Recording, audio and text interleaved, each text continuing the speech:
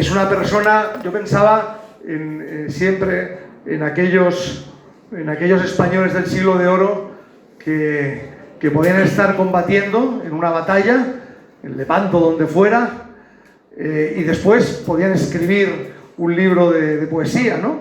Que no había esa dicotomía que parece que los poetas solamente, digamos, son incapaces de hacer nada viril, o al contrario, que los que se dedican, como decía Jordán, a la violencia, tienen que ser gente afeminada, tienen que ser gente, digamos, sin cabeza, sin cuatro dedos de frente. Pues Víctor Javier es una demostración de que la raza todavía sigue dando personajes que son capaces de unir eso, de unir al mismo tiempo la parte, digamos, física con la parte también intelectual y espiritual. Víctor Javier, especialista en temas de defensa, de seguridad, profesor en la universidad, tiene una tesis doctoral sobre cuando la patria está en peligro, desaparecen los partidos, se titula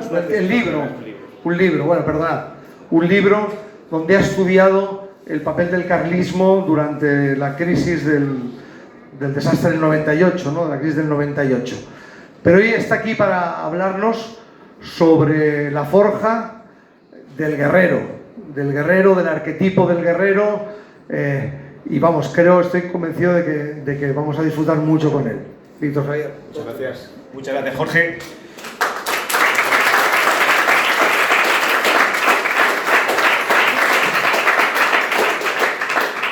Muchas gracias a Jorge, muchas gracias a la organización y muchas gracias a todos vosotros por este acto que también demuestra que esta conferencia, La Forja del Guerrero, es un gesto, es un signo de esta capacidad de no rendirnos ante la adversidad, de mantenernos, de levantarnos, de no llorar. Es un gesto guerrero también. La guerra no es simplemente ese culto neopagano a la ley del más fuerte, a la violencia del más fuerte. Hay una serie, volveremos ahora sobre este tipo de arquetipos y lo veremos, pero esta actitud es una actitud guerrera. Entonces me ha tocado a mí, por las circunstancias aludidas, dar comienzo a esta jornada hablando de esto, de la forja del guerrero. Creo que todos vosotros habéis demostrado, y vosotras también, ser bastante guerreros en este sentido. Hoy es 16 de mayo.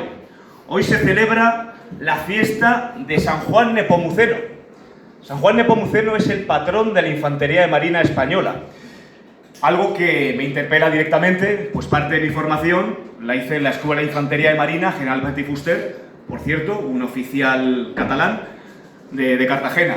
Y allí tuve mi bandera de mochila y me siento también muy vinculado a la Infantería de Marina, pero creo que también nos puede, la biografía de este santo, creo que es bastante significativa y nos puede llamar la atención, y yo creo que merecía la pena también recordarla. San Juan Nepomuceno, mártir de la fe, mártir del sacramento de la confesión.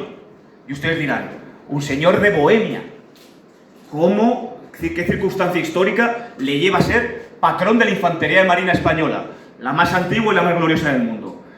¿Por qué San Juan Nepomuceno, que es martirizado porque era confesor de la reina consorte de Bohemia, Margarita, y entonces el rey Wenceslao IV, estas cosas tan humanas, estas cosas de andar por casa, este embeberse del poder, Wenceslao IV, por la razón que fuera, le decía a su confesor: tienes que decirme cuáles son los pecados de mi mujer.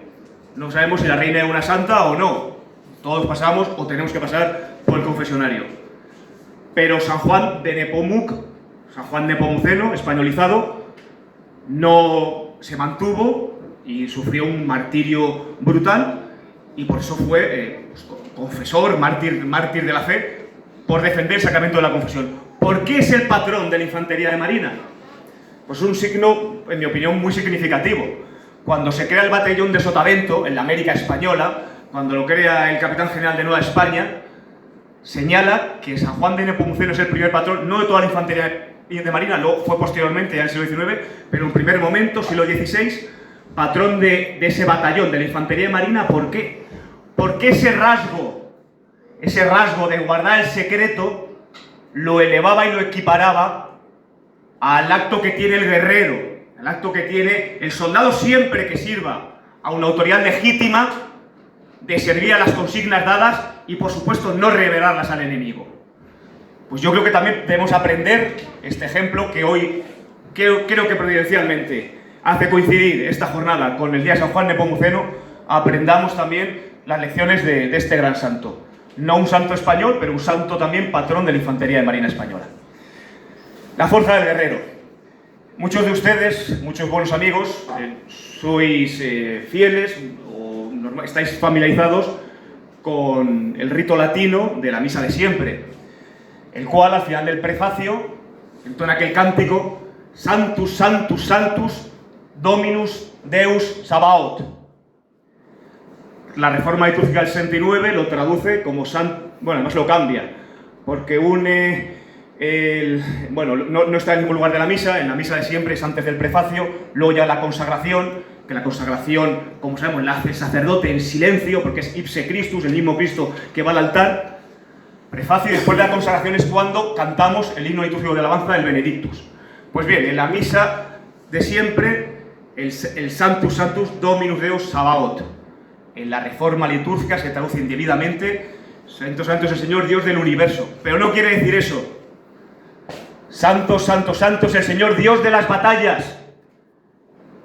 El Antiguo Testamento regó esta denominación hasta en 280 ocasiones. Hay salmos, como el 244, que dice que el Señor me tiene que fortalecer la mano, me tiene que fortalecer el brazo para su servicio. Vita homini super terram militia es. Leemos en el libro de Job. El Antiguo Testamento está surcado de estas referencias, de esta necesidad guerrera, de esta necesidad que también tenía el pueblo elegido, del Dios, de David, de Abraham, también de sostenerse en la resistencia y esta idea de guerra, que luego en los profetas menores se va matizando bastante. Ya ese pueblo que levantaba las lanzas y las espadas, se le invita a que sobre sus lanzas ponga útiles de labranza, a que se asiente y que cultive la agricultura, pero la idea del mantenimiento, esta idea de la necesidad de la guerra para resistir, para mantenernos. El libro de los Macabeos, los dos libros primeros son canónicos dentro de la Iglesia Católica latina. El tercero también es canónico dentro de la Iglesia Católica oriental, también para los focianos, mal llamados ortodoxos. El libro de los Macabeos, aquella familia que resiste a ese imperio que los quería helenizar, pero que luego ha sido interpretada a posteriori por cierto nacionalismo sionista, como que eran simplemente unos tíos que se levantaban la bandera. Y hay algo más sagrado en torno a ellos, sobre todo en el libro segundo, los Macabeos, la lealtad a los antepasados, la intercesión de los santos. Esto ya está en el Antiguo Testamento, está incoado. Entonces las referencias son múltiples. Hace pocos días también teníamos ocasión, una jornada académica, recordar cómo la milicia, cómo el ejercicio y el cultivo de las armas es una institución de derecho natural. Posteriormente, el Nuevo Testamento, las referencias también son muy continuas. No he venido a traer la paz, sino la espada, dice nuestro Señor Jesucristo. Por eso no se compadece muy bien, por eso resulta especialmente irritante cada vez que en un medio de comunicación alguien habla en nombre de la Iglesia, haga gala de esa suerte de irenismo desaforado, de esa actitud ante la vida débil y decadente, la cual no se compadece con el verdadero mandato del cristianismo, del verdadero mandato que está en las fuentes, que surge de las fuentes de la tradición ya desde el origen vetotestamentario. La forja del guerrero. Nuestra santa religión nos invita a guerrear en un sentido espiritual. Pero esto ya es una serie de sugestiones un tanto personales, lejos de mí toda libre interpretación, lejos de mí toda sugerencia, introducir nuevas doctrinas, pero yo creo que si atendemos a las exigencias de las tesis en el combate espiritual, podremos también sacar unas derivadas en el combate terrenal y carnal. Explico. Como decimos, hay una rica tradición guerrera dentro de las Sagradas Escrituras, de menciones a la fe, al combate, a la guerra. Los maestros de espiritualidad, cualquier maestro de espiritualidad, también nos llama a ese combate espiritual. Pero quizás con una interpretación demasiado espiritualista, la cual también es un cierto error que ha llevado a herejías enormes como las cátaras o a espiritualismos descarnados como el eboliano. De ese error, de ese tipo de errores, se llega a una suerte de espiritualismo por la cual dice, sí, pues como dice San Pablo, poneros la coraza, la armadura de la fe, pero vuestros enemigos no son la carne, ni son los principados, son cosas espirituales. Bien, de acuerdo. Esos son los enemigos fundamentales. Pero estamos formados, ha aludido y me siento muy honrado por la presentación de Jorge, cuerpo, mente, espíritu. No en un equilibrio. Aquí no se trata de poner estas tres dimensiones a la misma altura, sino hacer una debida prelación y jerarquía. Y empecemos por el cuerpo, sigamos por la mente, por la psique, terminemos por el espíritu, que es lo más elevado, que es el alma, y es lo que nos conduce a Dios, y es el fin de nuestra misión aquí en la tierra. Pero no desdeñemos el cuerpo, no caigamos en un error netamente espiritualista. Y aunque por el pecado original somos más débiles en lo físico, pero también en lo intelectual y en lo moral, no por ello dejemos también de cultivar el cuerpo. La forja del guerrero, los ejemplos son paradigmáticos a lo largo de todo el desarrollo de la cristiandad. En los últimos años, no voy a enjuiciar la voluntad de quien lo haga, seguramente con un buen afán evangélico y pastoral, se ha subrayado mucho el ejemplo de los primeros cristianos, como confesores de la fe, como mártires, pero quizás se tiende a obviar el desarrollo posterior, lo que representó la cristiandad, cómo la espada sostenía también la cristiandad, cómo sostenía ese orden moral, ese orden civilizatorio, ese orden de justicia. Y parece que hay que desdeñar, porque claro, si el cuerpo, si la fuerza se sobrepone al espíritu, todo es la pura ley del más fuerte. Es ese neopaganismo con el que el católico no puede estar de acuerdo. Y claro, hay algún autor que toma la parte por el todo. Si en algún momento hay rasgos de ese neopaganismo en la cristiandad, no quiere decir que toda la cristiandad histórica estuviera contaminada por esta dinámica. Entonces, los primeros cristianos, por supuesto, los mártires, ejemplo de los mártires. Pero tomemos por consideración el himno de la acción católica. Ser apóstol o mártir, acaso, si nos da la gracia del martirio. Pero no podemos en ningún caso renunciar nuestro deber guerrero, nuestro deber de cruzada. No podemos desdeñar también la salud del cuerpo en este sentido. No podemos quedarnos solo en una mera contemplación, es una mera idea contemplativa, espiritualista. Necesitamos poner todo en su justa medida, en su correcta prelación. El cuerpo tiene una dimensión muy estimable. Se habla de la teología del cuerpo con San Juan Pablo II. Lamentablemente, esta teología del cuerpo se ciñe un aspecto que es esencial, que es muy importante, que es el de la moral sexual. Pero no podemos pensar que cuando se habla del cuerpo todo se puede reducir a la moral sexual, porque si no también caeríamos nos conduciría a ese error de los cátaros. Claro, cuando se habla del cuerpo todo es un tema moralizante, es una moralina. ¿Hasta dónde tengo que llegar? ¿Cómo controlar mis emociones? Bueno, claro que hay que controlar las emociones. Claro que hay que disciplinar las emociones. Pero las emociones también se pueden disciplinar a través del cultivo del combate. San Ignacio de Loyola, uno de los santos más insignes de nuestra tradición, de nuestra historia española. Fue soldado antes que religioso. Soldado glorioso, en el cual también, quizás llevados por esta dinámica, muchas biografías han intentado presentarlo como una especie del típico veterano de aquellas películas de los veteranos del Vietnam que llegan medio mutilados, que no pueden cumplir con la mujer y que vienen y tienen ese bajón. No fue el caso realmente de San Ignacio. Evidentemente estaba convaleciente y se estaba recuperando de unas heridas. Pero es muy significativo lo que nos propone.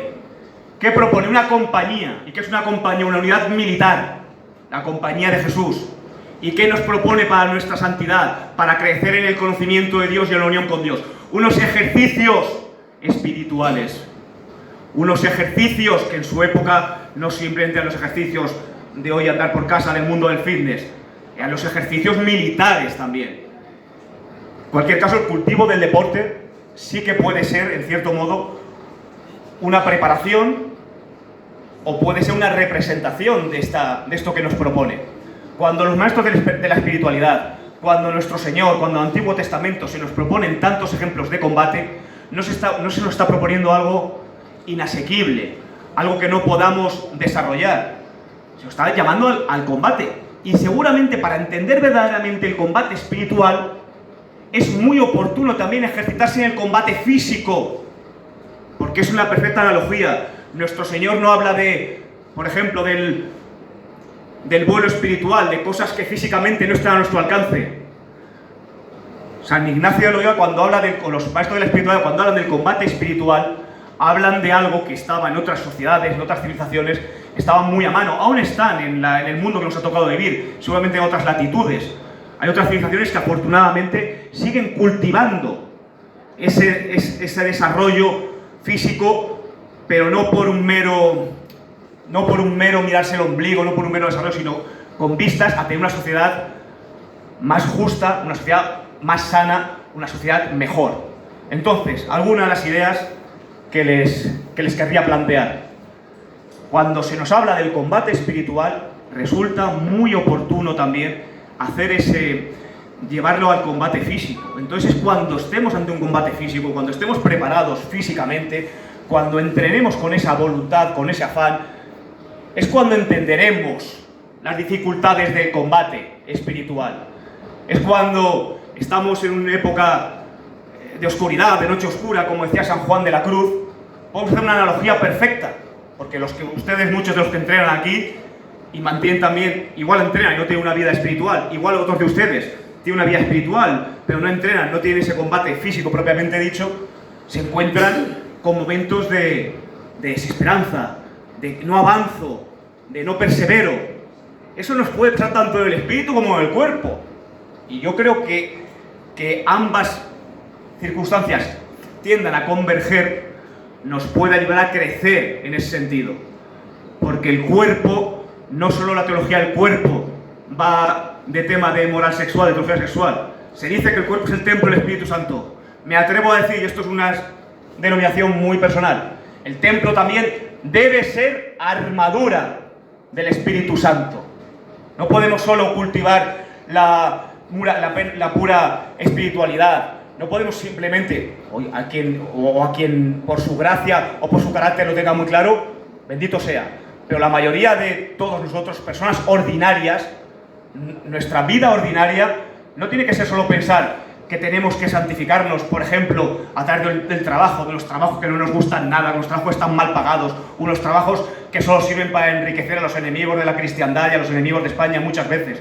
Tenemos que pensar también que una vía de santificación muy importante es ese combate también en lo físico, el cultivar las artes marciales que en cierto modo nos pueden ya también preparar para otras circunstancias si las circunstancias quieren que vengan. Y entonces podremos ser mártires acaso, pero nuestra obligación fundamental es ser cruzados, es ser defensores de la fe, es no dejarnos matar. Si nos matan, bendito sea Dios, que Dios nos prepare, que nos prepare también como a San Juan Nepomuceno para no traicionarlo. Si nos matan por no revelar un secreto de confesión, que nos prepare nuestro Señor. Pero también tenemos que estar preparados para librar la otra batalla. Aspecto muy significativo también en el ámbito de las canonizaciones, y aquí me voy a detener en uno de los ejemplos más sangrantes. Parece que algunos mártires de nuestra cruzada, como Antonio Mollerazo, en tanto en cuanto ellos llevaban las armas, aunque ya estaban desarmados cuando sufren el proceso de martirio, pues por esa razón no se les puede canonizar. Nos da igual, son circunstancias de la Iglesia y no tenemos que ponernos a especular con que si estos tiempos son los peores, los no peores. Seguramente no sean los peores. Tenemos que también ser un poco más fuertes. Siendo un poco más fuertes en lo físico, seremos un poco más fuertes en lo espiritual. Y yo creo que cuando uno está cultivando, cuando cultiva cuando tiene esta salida a que puedo hacer artes marciales, puedo levantar peso, puedo ir a la montaña con los míos, pues igual en esos momentos me olvido o no le doy tanta importancia, que me perdonen las señoras, femenil a determinados aspectos de la iglesia. ¿Qué es esto que si la iglesia está ahora muy mal, que si el mundo está muy mal? ¿Qué es esta tendencia a llorar? Un hombre no puede hacer eso, y una mujer tampoco. Nos fortalezcamos, por tanto, nuestro ánimo a través de fortalecer nuestra fuerza, a través de fortalecer nuestro cuerpo. Hagamos de nuestro cuerpo un verdadero templo del Espíritu Santo, pero en la medida de nuestras posibilidades. El que hace lo que puede no se le puede pedir más. En la medida de nuestras posibilidades, también una armadura del Espíritu Santo, y crezcamos espiritualmente al modo que crecemos también físicamente. Así es como se han forjado los guerreros. De ahí viene ese arquetipo del cruzado y de ahí viene ese paradigma que creo que podemos aplicar en nuestra vida cotidiana. ¿Cuáles son los enemigos de nuestra alma? La carne, todo el mundo, lo más básico, las pasiones del contrasestum, las más evidentes muchas veces, pero todas las pasiones, todas nuestras emociones. Era Santo Tomás con Boecio, venía a decir que hay 4 pasiones fundamentales: el gozo, la tristeza, la esperanza y el temor. Gozo, tristeza, esperanza y temor. ¿Cuántas veces no hemos experimentado estas pasiones en nuestra vida espiritual? Pero nuevamente hago una analogía, les invito a que entrenen, a que se fortalezcan. ¿Cuántas veces también ustedes en su carrera no sentirán gozo momentáneo, no sentirán temor, no sentirán esa esperanza? Pues todas esas pasiones, las 4 pasiones fundamentales que decía Santo Tomás y Boecio, es el resumen de todas las pasiones. A través del control de nuestro dominio físico, también creceremos en el ámbito espiritual. Y ese enemigo del alma, que es la carne, que es el dejarse llevar y dominar por las pasiones, cuando alguien está disciplinado en el cultivo de una determinada disciplina, valga la redundancia, en lo marcial, pues también es dueño de esas pasiones. No de las pasiones más inmediatas, sino de las pasiones pues, que nos entristecen y nos hacen más pequeños también espiritualmente. El mundo. ¿Cuánta gente inicia una carrera deportiva y se engalana de lo que le digan, de qué bueno este momento y tal? Pero luego, ¿cuántos otros momentos hay de noche oscura, de no avanzo, de no llego aquí? La disciplina es la que se impone. También en el ámbito de la espiritualidad muchas veces se cultivaba o se sugería el cultivo de las disciplinas físicas. Hoy ya se han perdido, hoy es casi un escándalo. Bueno, pues no nos pongamos un cilicio, pero vayamos a subir la montaña, vayamos a intentar subir de peso, vayamos a intentar meternos en un tatami, un octógono, donde sea, y vayamos a intentar crecer en ese ámbito. Luego el demonio, las incitaciones de los espíritus del mal, que están aquí también. Pero luego también están también tenemos un buen remedio. Muchas veces se decía, las disciplinas físicas, tienes una tentación de determinado pecado, disciplínate físicamente. Pues igual no, como digo, igual ya no hace falta ese tipo de disciplinas, pero tenemos otros activos, tenemos otras posibilidades. Pues bueno, estos son una serie de ideas que evidentemente no son doctrina ni ordinaria ni extraordinaria de la Santa Iglesia Católica, pero creo que en determinados momentos podrían ser fácilmente aplicables a nuestro desarrollo en lo personal, para nuestro desarrollo espiritual y nuestro desarrollo corporal. Idea fundamental: cuerpo, mente, espíritu. No equilibrio, prevalencia del espíritu, buena jerarquía. Pero no podemos desdeñar en ningún caso el cultivo del cuerpo. Cada uno en la medida de sus posibilidades, cada uno y cada una, que se prepare para tener esa armadura de Dios. Y esto lo podemos, pues me voy a permitir ahora para terminar la conferencia, si quieren luego hacer un pequeño turno de intervenciones. En el ámbito histórico, pues cuántos ejemplos no tenemos en ese sentido, de gente que dominando o ejerciendo el oficio de las armas, cómo su espíritu, cómo cómo se dejaba entrever que su espíritu era auténticamente grande. Y voy a hacer como un blar, voy a hablar de mi libro, si me lo permite, el libro que ha aludido Jorge, porque lo tengo muy cercano y me ha gustado mucho por unas circunstancias, porque todo el mundo, a quien le hablan de carlismo, y seguramente Zumalacárregui, Cabrera, todos nos vienen, que fueron grandes genios militares, que duda cabe. Pero yo me he encontrado, yo he tenido la gran dicha, la gran gracia, la gran suerte de ir a esa pequeña historia, a esa intrahistoria que dice algunos cursis, a esa historia más entrañada del carlismo, a esos héroes y combatientes que un historiador positivista diría anónimos, pero nosotros decimos con la ordenanza del requeté que ante Dios no son héroes anónimos, que Dios conoce, al igual que nos conoce a cada uno de nosotros, conoce a cada uno de ellos, que hasta entonces, pues, los investigadores últimamente estamos repasando muchos archivos militares, que hasta estos estudios quizás no eran conocidos por el gran público, no eran alabados en nuestros actos sociales, en nuestros actos políticos, pero allí estaban. Y yo creo, viendo este tipo de gente, estos auténticos, no en un sentido estricto, sino en un sentido lato, superhombres, porque como dice mi buen amigo Javier Barrecoa, el superhombre nietzscheano luego acaba meándose en los pantalones y cagándose encima, ese superhombre tiene los días contados. Por eso la necesidad de hacer una verdadera jerarquía. El cuerpo es muy importante, pero el cuerpo se nos irá. Lo verdadero, en última instancia, el espíritu, el alma. Pero el cuerpo ayuda a que crezca el alma. Bien, como digo, voy a ponerles unos ejemplos muy breves y ya terminamos.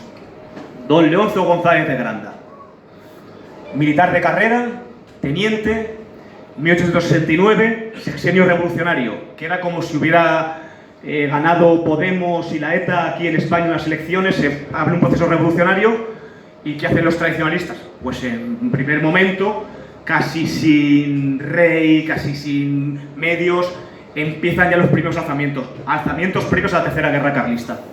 Don Leoncio González de Granda, como digo, militar de carrera, se levanta con Balanzategui en León. A Balanzategui lo fusilan sumariamente, había sido alcalde de León, además no era cualquier persona.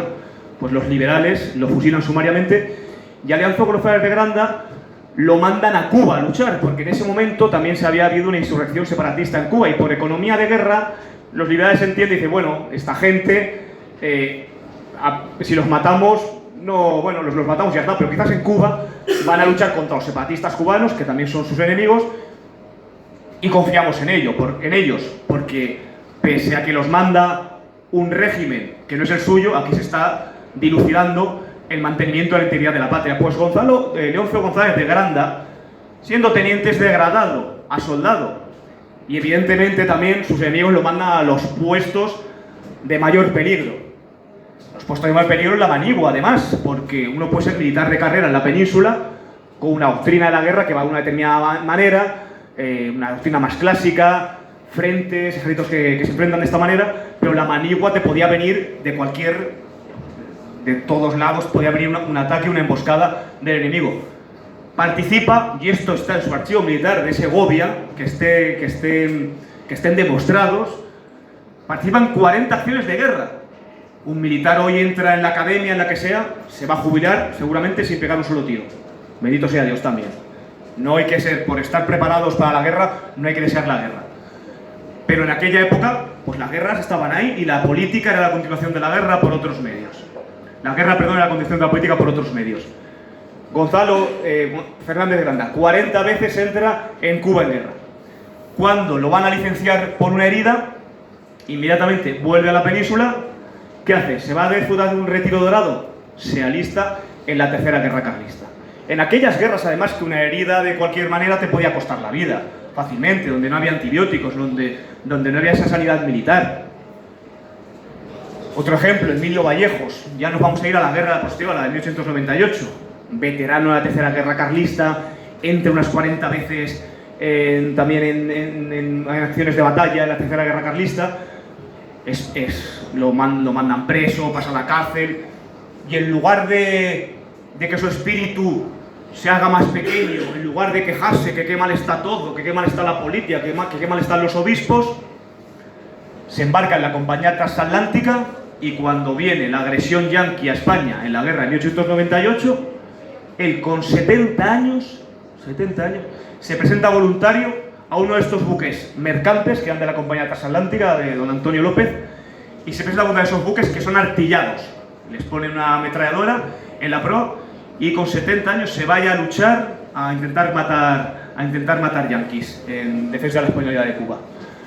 Bueno, lo que decía Jorge, ni mejor ni peor, son la misma sangre, son nuestra misma sangre.